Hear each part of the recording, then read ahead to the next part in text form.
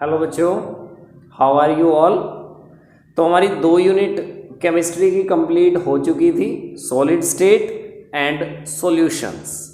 आज मैं आप लोगों को 3rd यूनिट स्टार्ट करवा रहा हूं और 3rd यूनिट जो हमारे पास +2 केमिस्ट्री में है इसका नेम है इलेक्ट्रोकेमिस्ट्री। ठीक है जी।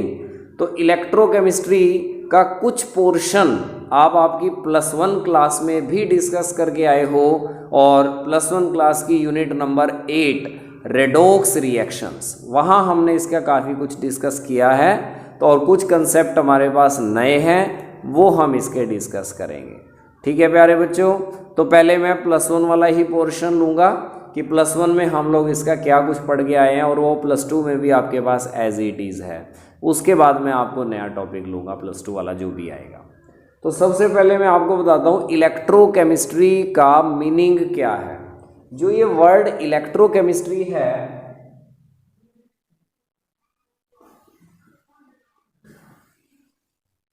ये 2 चीज़ों के कॉम्बिनेशन से आया है। Electro plus chemistry. इलेक्ट्रो का मतलब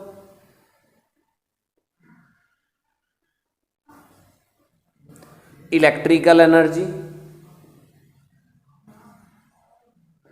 और केमिस्ट्री का मतलब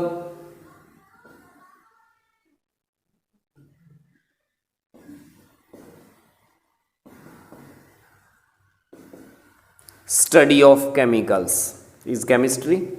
तो यानी कि इस यूनिट में हम इन दोनों को ऐड करके डिस्कस करेंगे।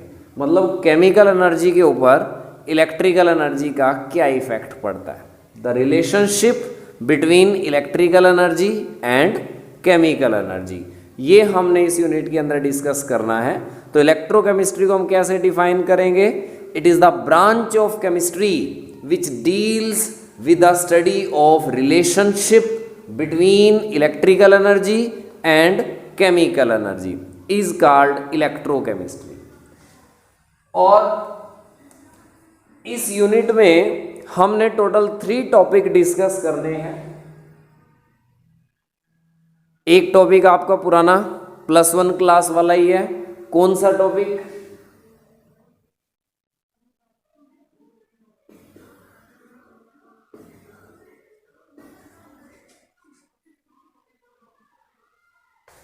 विच इज कॉल्ड इलेक्ट्रोकेमिकल सेल। ये हम लोग +1 में डिस्कस करके आए हैं, इलेक्ट्रोकेमिकल सेल।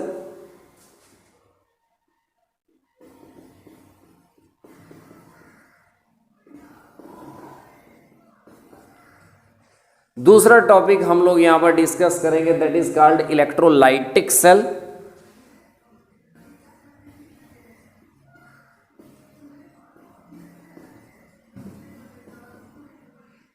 और तीसरा टॉपिक हम डिस्कस करेंगे कमर्शियल सेल्स। ये 3 टॉपिक हमने बेसिकली इस यूनिट के अंदर डिस्कस करने हैं। इसमें जो फर्स्ट टॉपिक इलेक्ट्रोकेमिकल सेल है ये हम +1 में ही पढ़ के आए हैं और आज के लेक्चर में मैं आप लोगों को वही वाला टॉपिक एक बार रिवाइज करवा रहा हूँ ताकि आपको +1 वाला एक बार ध्यान में आ जाए कि ये हम +1 में पढ़ के आए हैं और आपको कुछ इसके बारे में अंडरस्टैंडिंग हो जाए।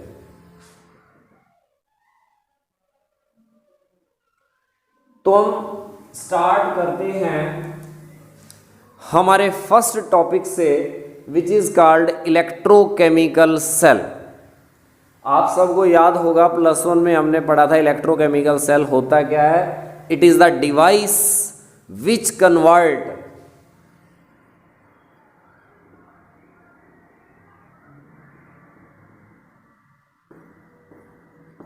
केमिकल एनर्जी इनटू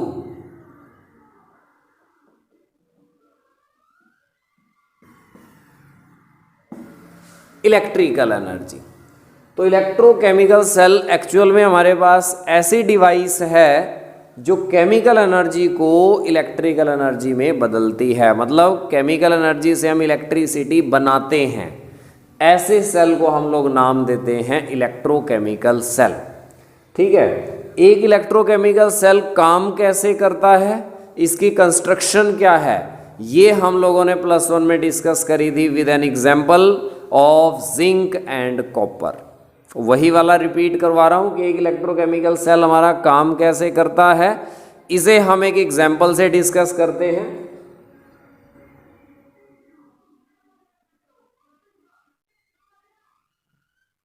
ये हमारे पास एग्जाम्पल है इलेक्ट्रोकेमिकल सेल को डिस्कस करने के लिए। और एग्जाम्पल में हम लोग क्या करते हैं, एक वेसल लेते हैं और इस वेसल के अंदर जिंक रोड डिप करते हैं ZnSO4 के सॉल्यूशन के अंदर।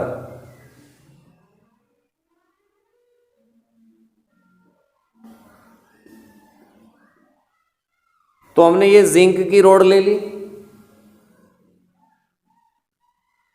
और ZnSO4 का सॉल्यूशन ले लिया।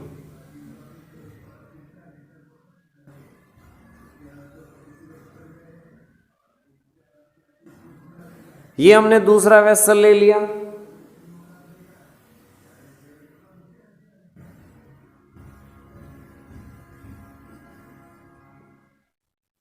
इसके अंदर हमने कॉपर की रोड ले ली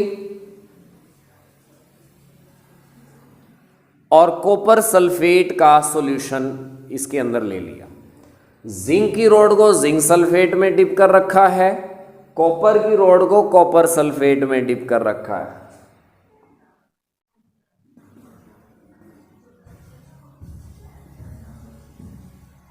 दोनों रोड्स को हमने एक मेटल वायर की हेल्प से कनेक्ट कर दिया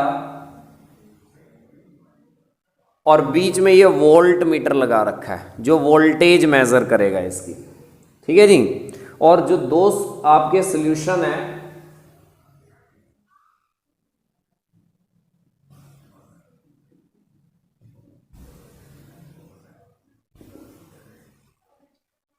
दो सॉल्यूशंस को आपने कनेक्ट कर दिया with the help of salt bridge. ठीक है जी। सॉल्ट ब्रिज क्या होता है ये हम अलग से डिस्कस करेंगे। ठीक है, वैसे प्लस वन में पढ़ा था, दोबारा बता दूंगा एक बार। So to understand the construction of an electrochemical cell we are taking here this example. We are taking zinc rod dipped in zinc sulfate solution in one beaker, copper rod in CuSO4 solution in another beaker. Two metal rods are connected with the metal wire and voltmeter, and two solutions are connected with the help of salt bridge. इससे हम इसको connect कर लेते हैं। ऐसा करने से हमारे पास क्या क्या चेंजेस होंगे जब हम इसको इस तरह से सेटअप कर लेंगे, क्या क्या चेंजेस होंगे, अब वो मैं आपको डिस्कस कराता हूं।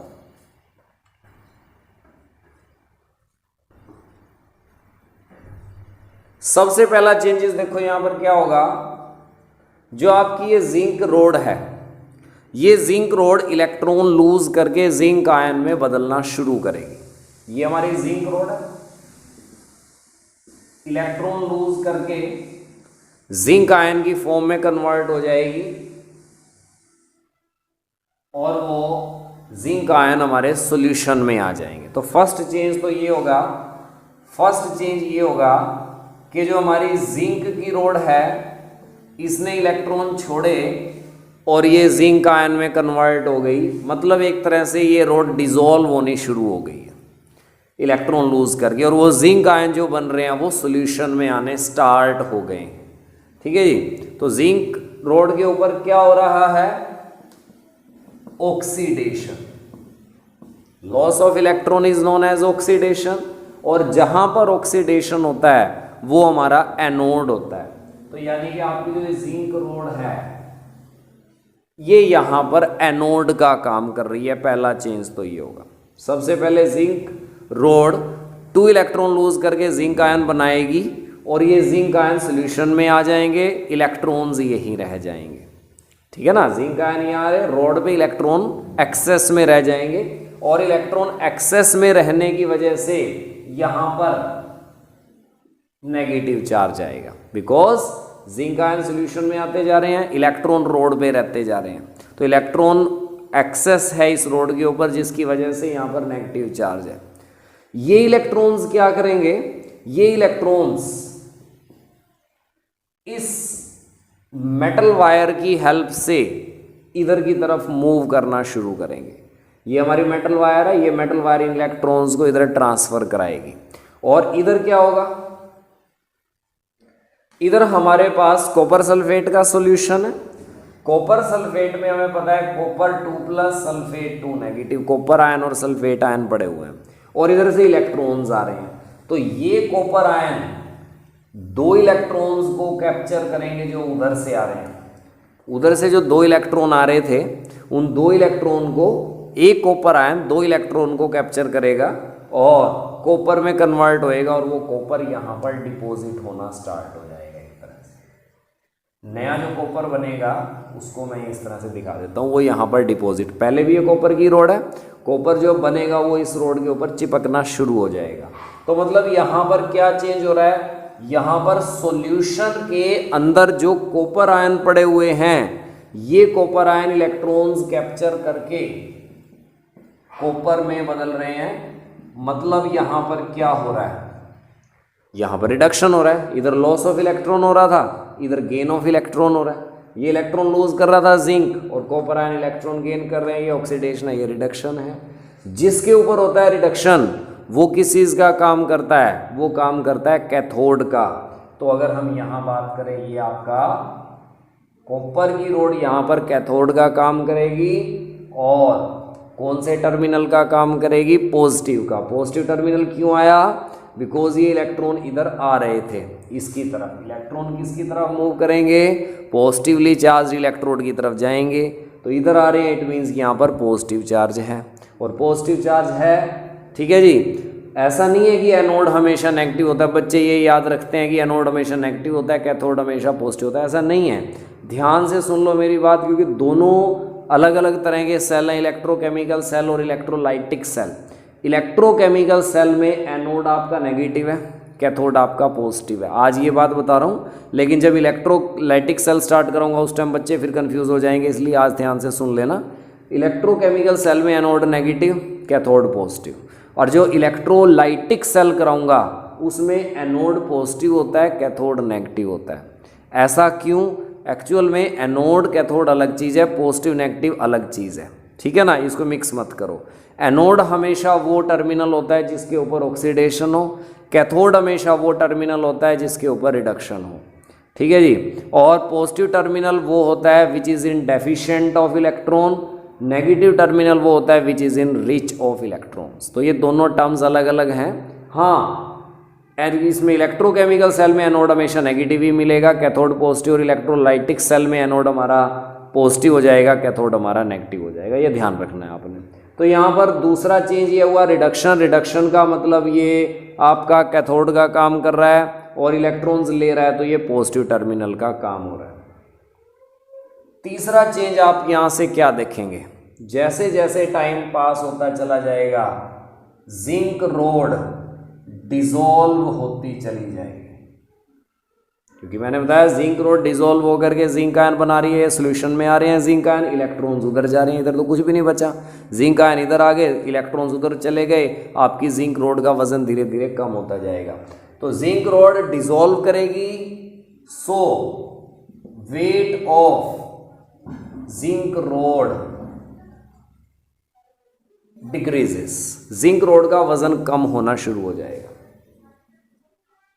यहां पर क्या होगा, यहां पर आपके पास क्या पड़ा हुआ था, कॉपर आयन सॉल्यूशन में था। In copper ion electron capture करा, कॉपर यहां पर डिपॉजिट हो गया। इट मींस यहां पर चिपकने की वजह से इसका वेट बढ़ता शुरू हो जाएगा, यानी कि weight of copper road increases. Zinc rod का वजन कम होएगा, कॉपर रोड का वजन बढ़ता चला जाएगा। ठीक है जी। अब देखिए इलेक्ट्रॉन्स कहां से कहां फ्लो कर रहे हैं। इलेक्ट्रॉन हमारे जा रहे हैं जिंक रोड से कॉपर रोड की तरफ। ठीक है, तो बाय कन्वेंशन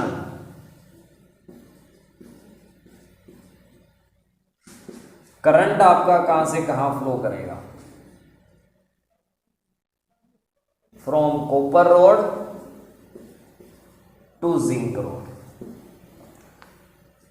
इलेक्ट्रॉन फ्लो कर रहे हैं जिंक से कॉपर की तरफ, तो करंट कहां से कहां फ्लो करेगा, करंट फ्लो करेगा कॉपर से जिंक रोड की तरफ। ये आपकी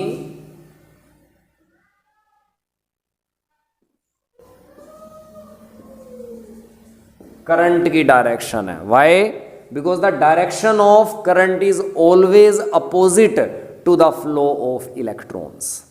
करंट की जो हमारी डायरेक्शन है वो हमेशा ही इलेक्ट्रॉन्स के अपोजिट होती है। जिस डायरेक्शन में इलेक्ट्रॉन जाते हैं उससे अपोजिट डायरेक्शन में करंट फ्लो करता है। इलेक्ट्रॉन जा रहे हैं जिंक से कॉपर रोड की तरफ, तो करंट जाएगा कॉपर से जिंक रोड की तरफ।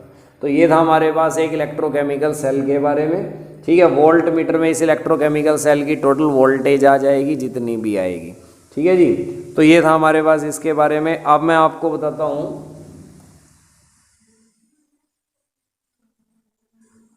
किसी भी सेल को हम लोग लिखते कैसे हैं। Representation of cell.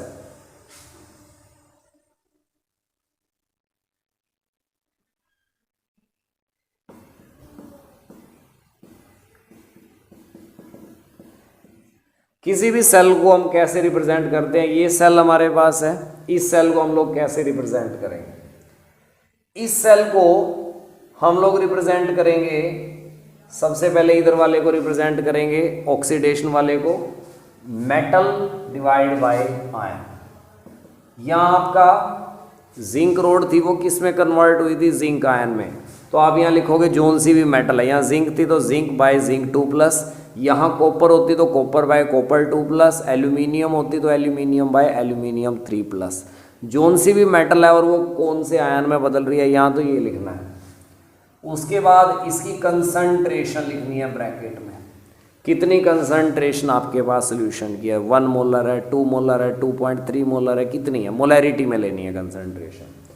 उसके बाद डबल वर्टिकल लाइन लगानी है और उसके बाद आपने लिखना है आयन बाय मेटल। यहाँ पे यहाँ क्या हो रहा था, कॉपर आयन कॉपर में बदल रहा था, तो यूँ लिखना है कॉपर आयन बदल रहा है कॉपर में। यानी कि ये आपके पास कौन सा हाफ है, ऑक्सीडेशन हाफ, और ये आपके पास कौन सा है, reduction half. Metal by ion, ion by metal, C1 C2। C1 is the concentration of the solution, C2 is the concentration of the solution। यहाँ बीच में आपको डबल वर्टिकल लाइन नजर आ रही है and this double vertical line represent salt bridge. Double vertical line हमने ये लगाई है और ये सोल्ट ब्रिज को रिप्रेजेंट करती है। सोल्ट ब्रिज क्या होता है ये मैं अलग से आपको भी बता रहा हूँ क्या होता है सोल्ट ब्रिज। तो एक इलेक्ट्रोकेमिकल सेल कैसे काम करता है ये मैंने आपको सारा समझा दिया। अब हम टॉपिक अगला लेकर के चलते हैं कि सोल्ट ब्रिज क्या है और इसके फंक्शन क्या है। ये हमारे पास तरीका है सेल को रिप्रेजेंट करने का, zinc by zinc ion, double vertical line copper ion by copper. कहने का मतलब ये है आपके पास कोई भी मेटल हो, metal by metal ion, zone से भी आयन में वो बनाए, 1 चार्ज 2 चार्ज कितना भी हो सकता है, मैं n चार्ज ले लिया, साथ में concentration C1 double vertical line metal ion by metal, साथ में कंसंट्रेशन C2। ये ऑक्सीडेशन ऑफ के लिए, रिडक्शन ऑफ के लिए और ये सोल्ट ब्रिज के लिए। तो सेल के बाद अब हम डिस्कस करेंगे सोल्ट ब्रिज क्या है और इसके फंक्शंस क्या हैं।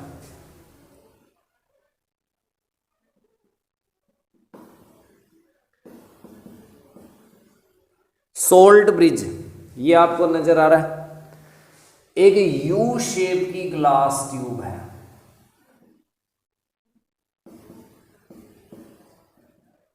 ठीक है जी, इन्वर्टेड यू शेप की कांच की ट्यूब है जिसके अंदर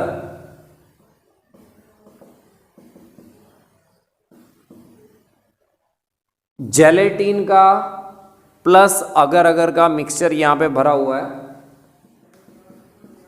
साथ में कोई इनर्ट इलेक्ट्रोलाइट भी भर रखा है लाइक KCl, जो रिएक्शन में इन्वॉल्व ना हो, इनर्ट इलेक्ट्रोलाइट। तो जेलेटिन प्लस अगर अगर अलोंग विद KCl ये चीजें लगभग इसमें भरी होती हैं इसके अंदर। अगर हम इसके फंक्शंस की बात करें कि जो सोल्ट ब्रिज है काम क्या क्या करता है, ये सोल्ट ब्रिज लगा रखा है हमने, ये 3 काम करता है। सबसे पहला तो complete the internal circuit of cell. Cell के बाहर वाले सर्किट को पूरा कर रही है ये मेटल वायर, और सेल के अंदर वाले सर्किट को पूरा कर रहा है ये सोल्ट ब्रिज। तो it complete the internal circuit of the cell, अंदर वाले सर्किट को ये पूरा करेगा।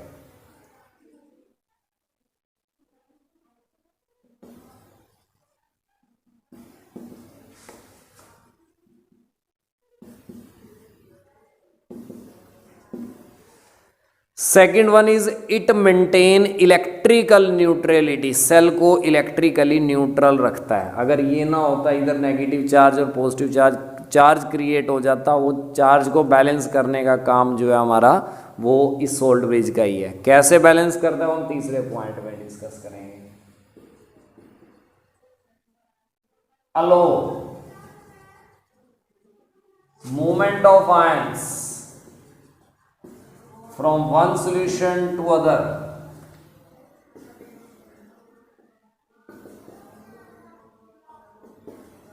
without mixing the solution।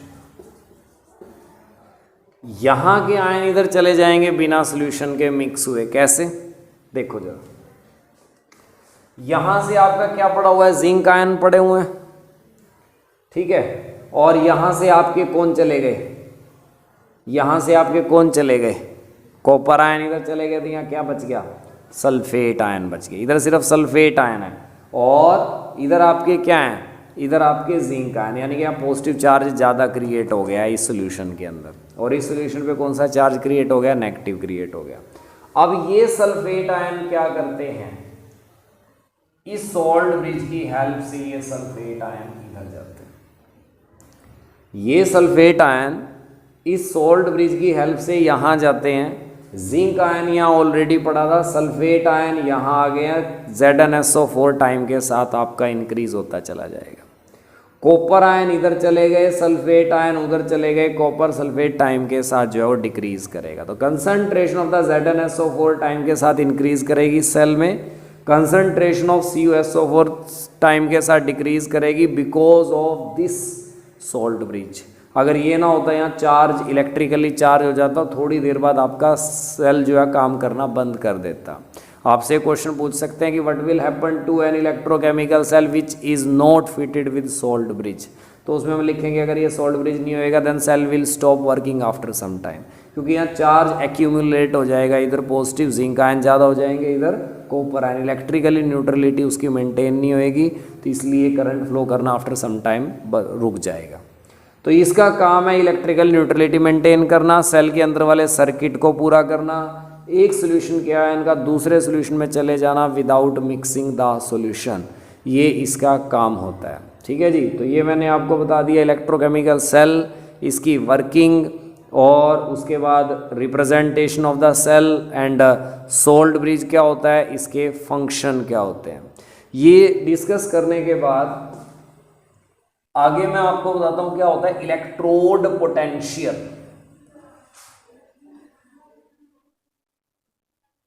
Next topic जो हमारा है इसी से रिलेटेड है, ये भी हम +1 में पढ़ के आए हैं। इलेक्ट्रोड पोटेंशियल क्या होता है।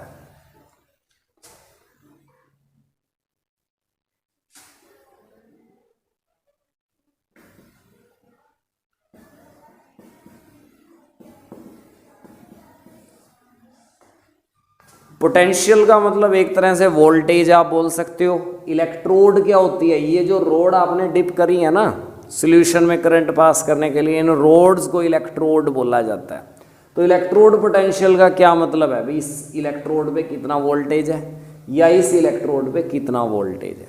मतलब मेरा कहने का ये है, जब हमने जिंक ली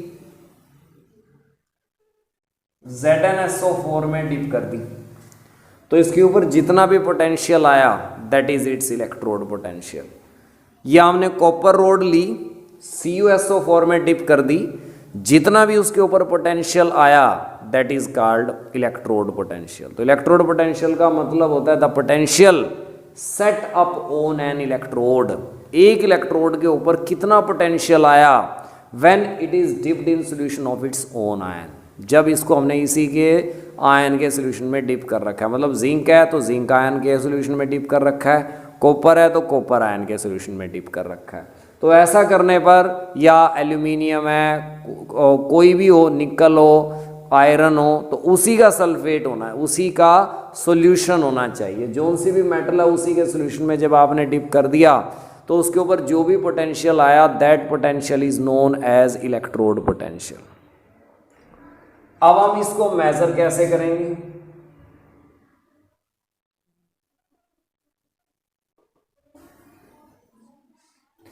मैं कहूँ जिंक की रोड है, ZnSO4 में डिप कर दिया और आपसे पूछूं बताओ इसका कितना पोटेंशियल आएगा? कुछ भी नहीं आएगा। जिंक कॉपर लिया, कॉपर सल्फेट में डिप करके रख दिया ऐसे, और मैं पूछूं कितना पोटेंशियल इसके ऊपर आएगा? कुछ भी नहीं आएगा। कब तक नहीं आएगा? देखो, जब तक आप इनका आपस में कनेक्शन नहीं करोगे ना, दो का, किन्हीं दो इलेक्ट्रोड्स का आपस में कनेक्शन नहीं करोगे, तब तक पोटेंशियल नहीं आ सकता बिल्कुल भी। क्योंकि इलेक्ट्रॉन लूज करने वाला तभी लूज करेगा जब उसने गेन करना है, और गेन करने वाला तभी गेन करेगा जब तक उसने लूज करने वाला कोई उसके साथ प्रेजेंट नहीं है। तो दोनों इकट्ठे होने वाली प्रोसेस है, साइड बाय साइड होएगी। तो मेजरमेंट की हम बात करें, the electrode potential of a single electrode can not be measured. एक सिंगल इलेक्ट्रोड का इलेक्ट्रोड पोटेंशियल हम लोग नहीं मेजर कर सकते। क्यों नहीं मेजर कर सकते? बिकॉज इलेक्ट्रॉन लूज करने वाला तभी लूज करेगा तब कोई लेने वाला है, और लेने वाला तभी लेगा जब कोई देने वाला है। मतलब ऑक्सीडेशन वाली जो प्रोसेस है, रिडक्शन वाली जो प्रोसेस है, ये साथ की साथ होने वाली प्रोसेसेस हैं, अकेले अकेले नहीं हो सकती। दैट इज़ वाई हम इनको नहीं निकाल सकते। एक सिंगल इलेक्ट्रोड का इलेक्ट्रोड पोटेंशियल निकाल लेंगे तब जब इसको किसी दूसरे के साथ कनेक्ट कर रखा है, अदरवाइज नहीं निकाल सकते। यहाँ से पहले मैं आपको एक बात बताना और भूल गया कि आपका जो इलेक्ट्रोड पोटेंशियल है ये दो तरह का होता है। कौन कौन सा? अगर आपने कोई मेटल रॉड अपने सॉल्यूशन में डिप करी और उसने इलेक्ट्रॉन लूज करना स्टार्ट कर दिया, जैसा कि यहाँ जिंक पे हुआ था, जब हमने जिंक को ZnSO4 में डिप करा, इसके साथ कनेक्शन करके रख दिया तो जिंक ने इलेक्ट्रॉन लूज करे थे। लूज करने का मतलब इसके ऊपर क्या हुआ था? ऑक्सीडेशन हुआ था। तो इसलिए जो यहाँ वाले पोटेंशियल को बोलेंगे ऑक्सीडेशन पोटेंशियल। और इस साइड क्या हुआ था? जब हमने कॉपर को लिया, CuSO4 में डिप कर दिया, तो कॉपर आयन ने इलेक्ट्रॉन्स गेन करे और कॉपर में बदला। मतलब यहाँ क्या हुआ? रिडक्शन हुआ। इसके ऊपर, इस इलेक्ट्रोड के ऊपर मटेरियल आकर के चिपकने लग गया, यानी कि रिडक्शन हुआ। तो इस पोटेंशियल को हम बोलेंगे रिडक्शनल पोटेंशियल। तो दो तरह का इलेक्ट्रोड पोटेंशियल होता है, oxidation potential and reduction potential. अगर कोई मेटल रॉड अपने सॉल्यूशन में डिप करने के बाद इलेक्ट्रॉन लूज करे, उसका ऑक्सीडेशन हो जाए, उसे ऑक्सीडेशन पोटेंशियल बोलते हैं। और अगर उसका रिडक्शन हो जाए तो उसे हम रिडक्शन पोटेंशियल बोलते हैं। मेज़र कैसे करोगे? वही बात मैं अभी बता रहा था कि सिंगल का तो निकाल नहीं सकते। जिंक को जिंक सल्फेट में डिप कर दिया, we can not calculate. Copper को कॉपर सल्फेट में डिप कर दिया, वी कैन नॉट कैलकुलेट। कब तक? जब तक उन दोनों का आपस में कनेक्शन नहीं हो जाए। दो, कोई भी दो हो सकते हैं, वो ऑक्सीडेशन वाला और रिडक्शन वाला। यानी कि हमें कोई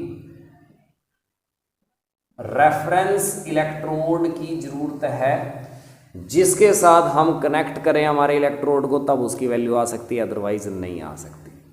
रेफरेंस का मतलब जिसकी वैल्यू हमें ऑलरेडी पता है, क्योंकि यहाँ पर आपका जो वोल्ट मीटर में जो आपकी रीडिंग आनी है ना, वो इन दोनों का सम आनी है। इसका इलेक्ट्रोड पोटेंशियल प्लस इसका इलेक्ट्रोड पोटेंशियल टोटल यहाँ आना है।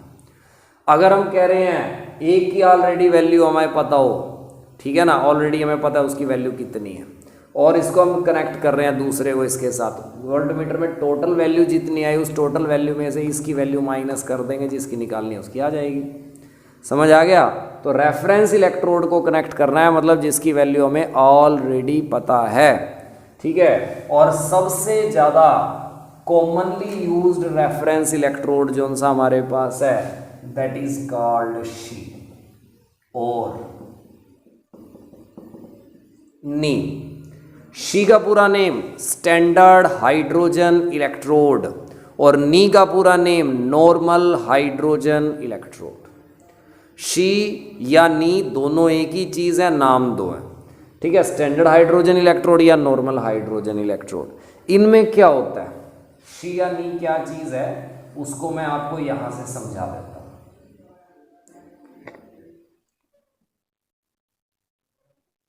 शी या नी को समझते हैं हम एक एग्जांपल से। इसमें हमारे पास इस तरह से एक प्लेटिनम की वायर, प्लेटिनम की ही नीचे एक फॉयल, या मैं लिख देता हूं प्लेटिनम वायर है, प्लेटिनम की फॉयल है, सील कर रखी है कांच के साथ,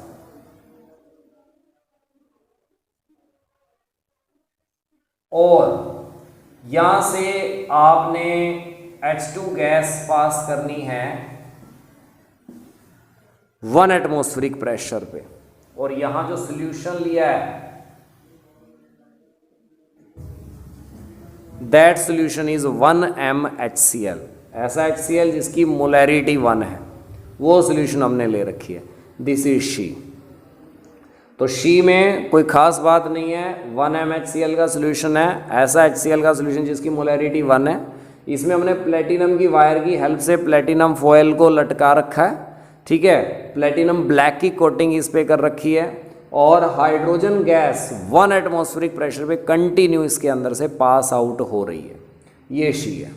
यानी कि जिसका भी आपने इलेक्ट्रोड पोटेंशियल निकालना है, चाहे कॉपर का निकालो, जिंक का निकालो, एल्यूमिनियम का निकालो, किसी का मर्जी निकालो, उसको शी से कनेक्ट कर दो, जैसे मैंने यहाँ जिंक को कनेक्ट करके आपको दिखा दिया। अब मीटर में जो आपकी टोटल रीडिंग आएगी वो इन दोनों का सम आएगी। इसकी वैल्यू हमें ऑलरेडी पता है, इसकी वैल्यू स्टैंडर्ड वैल्यू जो शी की हम लेते हैं दैट इज टेकन है 0.00 वोल्ट, ठीक है। शी की या नी की जो इलेक्ट्रोड पोटेंशियल वैल्यू लेते हैं वो 0 लेते हैं, इसकी पोटेंशियल वैल्यू हम 0 नोट करते हैं। कहने का मतलब ये मीटर में जो रीडिंग आएगी वो दोनों का सम आएगी, इसकी वैल्यू ऑलरेडी 0 है तो डायरेक्ट आ जाएगी, माइनस करने की भी जरूरत नहीं है। दैट इज़ वाई हम शी को प्रेफर करते हैं। शी के साथ कनेक्ट करा जिंक का, टोटल आपके पास यहाँ जो value I that will be the, उसकी हेल्प से हम लोग निकाल सकते हैं वैल्यू ऑफ द जिंक आपकी कैसे होगी, मैं निकाल के दिखाता हूँ।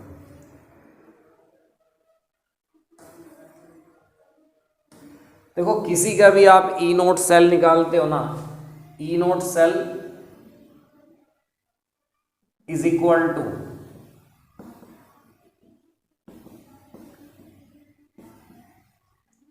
दोनों का डिफरेंस होता है, और दोनों का डिफरेंस क्या, कैथोड माइनस एनोड, ये निकालते हैं।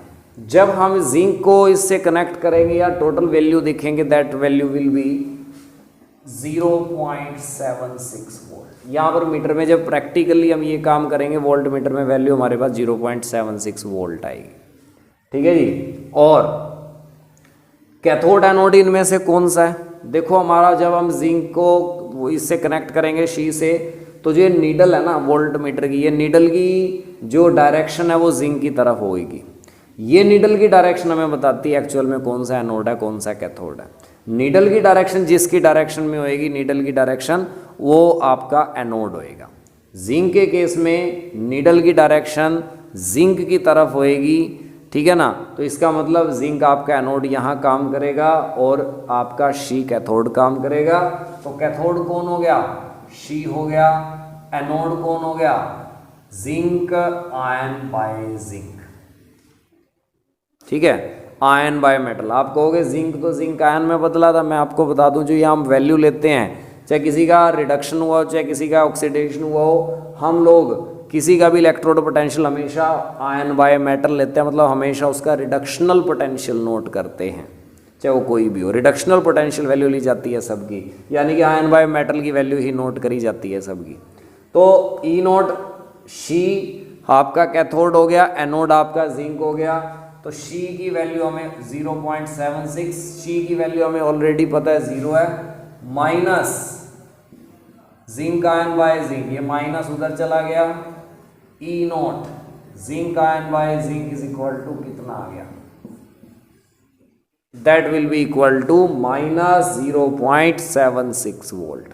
तो अगर मैं पूछूं जिंक का इलेक्ट्रोड पोटेंशियल कितना है तो that will be equal to minus 0.76 volt होता है, ठीक है। सबको समझ आ गया होगा।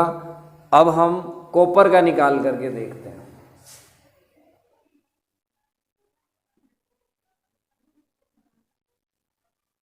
अगर हम लोग कॉपर की रोड ले लें, CuSO4 के सोल्यूशन में डिप कर दें, तो अब आपकी जो सुई की डायरेक्शन है वो इधर आएगी।